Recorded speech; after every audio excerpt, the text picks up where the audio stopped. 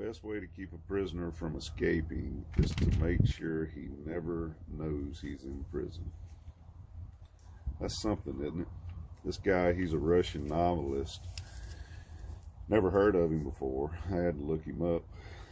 Um, Very intriguing statement. What else is very interesting is what Paul says to the Galatians, the Apostle Paul, in the in chapter 4 Galatians. He makes a statement, and it says, formerly, when you did not know God, you were enslaved to those that by nature are not gods.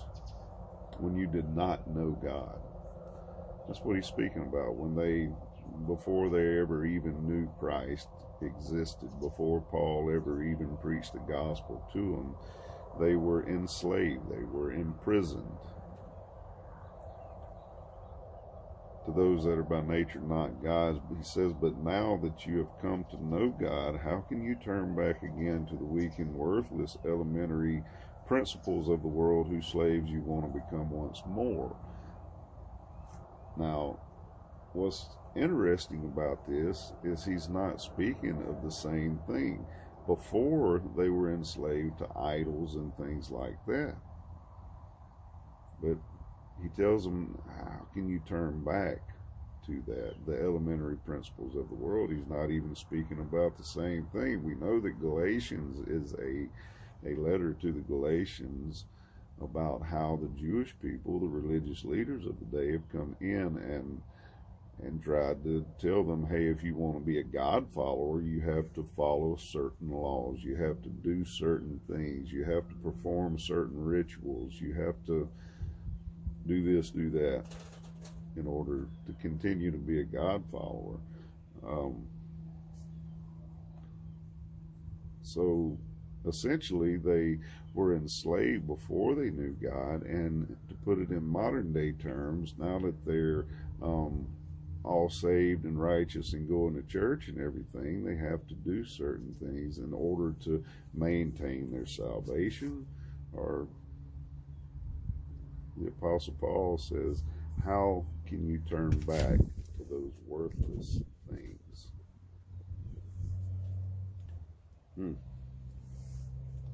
See, he tells the Ephesians, he says, and you were dead in the trespasses and sins in which you once walked, following the course of this world, following the prince of the power of the air, the spirit that is now at work in the sons of disobedience, among whom we all once lived in the passion of our flesh, carrying out the desires of the body and of the mind, and were by nature children of wrath. You see, the things that we used to do, the things that the Galatians used to do, they did by nature. It was by nature. The desires of their body and mind were the very thing that had imprisoned them, that had caused them to be separate from God in the first place. You'll have people tell you today, oh, well, God made me that way. That's who I am. Well, it's that kind of imprisonment, that kind of thing that this Russian novelist is actually speaking of. The best way to keep a prisoner from escaping is to make sure he never knows he's in prison. You see, on one hand, we're in prison because of the desires of our body and our mind, the nature, and we get saved and we're like the Galatians, and we go and we think we have to do certain things, and it just wears us out, and we turn back to those things that we thought we were delivered from in the first place. What a vicious cycle we live, but it continues on. It continues on when we finally realize this one thing. Things seem to get better. This is what sets us free when we realize this. But God, being rich in mercy because of the great love with which he loved us, even when we were dead in our trespasses, made us alive together with Christ. He goes on, he continues, and at the end of this statement, he says, we are his workmanship, created in Christ Jesus for good works. He is doing something in you. He is doing something in me.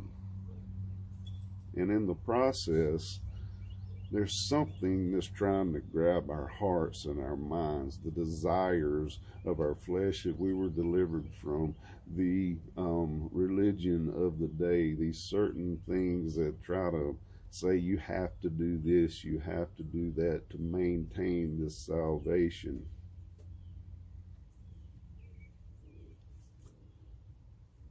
The best way to keep a prisoner from escaping is to make sure that he never knows that he's in prison.